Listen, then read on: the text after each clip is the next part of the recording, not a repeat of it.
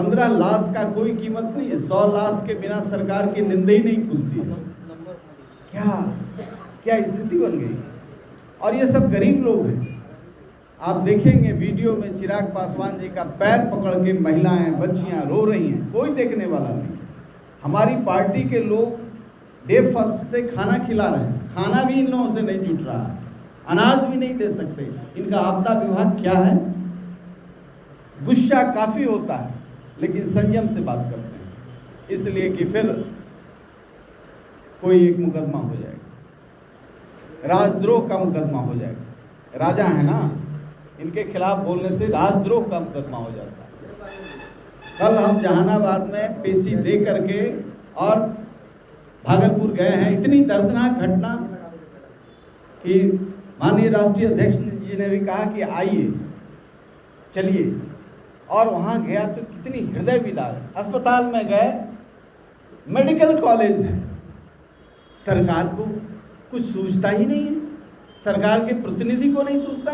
वहाँ मंत्री गए हैं वोट मांगने, लेकिन इन मुफलिस लोगों पर जो इनके अराजक गुंडों, तो डीएसपी का मकान बगल में है, थाना दो बॉर्डर पर है, 100 मीटर की दूरी पर, और ये अवैध व्यापार वहाँ थाना को पैसा दे करके 20 साल से चल रहा है। 2002 में 4 लोग मारे गए थे, इस बार 15 लोग मारे गए, फिर भी सरकार के कान पर जू नहीं रहेंगी।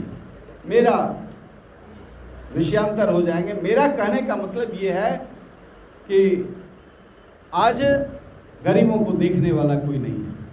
इतना बड़ा ब्लास्ट हुआ है कि उससे कई मकान क्षतिग्रस्त हो गए हैं, और जिसको उससे कोई लेना देना नहीं है वो लोग मारे गए हैं, फिर भी सरकार अपने दायित्व से मुकर रही है, घबरा रही है, नहीं जाना चाहिए। ये स्थिति है राज्य की, और ऐसे में यह चुनाव है, आपको विवेक से निर्णय लेना है। आप अपने परिजनों को भी, मित्रों को भी समझाने की जरूरत है। एकमात्र चिराग बिहार का भविष्य है, देश का भविष्य है, इसलिए आपको अपनी पूरी ताकत झोंक करके, यह एक तो छोटा सा चुनाव है, हम बड़े चुनाव की ओर बढ़ेंगे, लेकिन एक एक कदम आप लोगों को विश्वास दिलाएं। आज विश्वास का संकट है, आज विश्वास का संकट है। आज जब मैं घूमता हूँ, लोगों ने कहा कि गलती हो गई, हम कि आगे फिर गलती कीजिएगा। आपकी गलती से मेरा लेना देना नहीं है, लेकिन आपके यहाँ जो अराजकता है उससे आपको लेना देना है। अरुण कुमार तो बराबर घंटी बजाएगा, अन्याय के खिलाफ लड़ेगा, भ्रष्टाचार के खिलाफ लड़ेगा। आज कोई आवाज़ ही नहीं है, आपके जिले में कोई आवाज़ ही नहीं है। यही पूरे प्रदेश की स्थिति है। नीतीश कुमार जी एक एक वैसे बेजान लोगों को प्रतिनिधि बनाते हैं जिसके आवाज़ नहीं हो, जिसको आवाज़ नहीं हो, जो खुद ही इतना मुकदमा झेलता हो। हालांकि मुकदमा आज हम भी झेल रहे हैं, हर तरह का मुकदमा झेल रहे हैं। अभी कहा कि हो सकता है इस प्रेस कॉन्फ्रेंस का पर भी कोई उनके प्रतापी लोग कोई एक मुकदमा डाल दें राजद्रोह का। मेरे ऊपर 153A लगाया है बिहार की पुलिस ने, राजद्रोह। कल ही हमने पेशी दिया है, न्यायपालिका न्याय देगा, हमें पूरा विश्वास है। लेकिन इन सड़े गले व्यवस्था के लोगों को मैं माननीय नीतीश कुमार जी से पूछता हूँ कि आप जिस दिन सत्ता में आए, आप स्टूडेंट पॉलिटिक्स से आए थे, सत्ता में आए तो आपने कहा एक कानून बना दिया सरकारी काम में बाधा का, इन चोरों के लिए एक कवच दे दिया। पहले माले के लोग, पहले बसपा के लोग, पहले समाजवादी पार्टी के लोग, लोजपा के लोग सड़क पर निकलते थे, भ्रष्टाचारियों के खिलाफ आवाज़ उठाते थे, लेकिन आज आपने एक कवच दे दिया, इन भ्रष्टाचारियों को पहना दिया एक कवच कि आप बोल नहीं सकते, बोलिएगा तो जेल जाइएगा। इसलिए हमारी सरकार होगी तो पहला कानून इसको रत्ती की टोकरी में कूच कूच करके हम लोग देंगे। ये कर्पूरी ठाकुर का नाम लेते हैं, ये जनवादी नेताओं का नाम लेकर के और अफसरों को ऐसा चोंगा पहनाते हैं। ये भ्रष्टाचार से लड़ रहे हैं।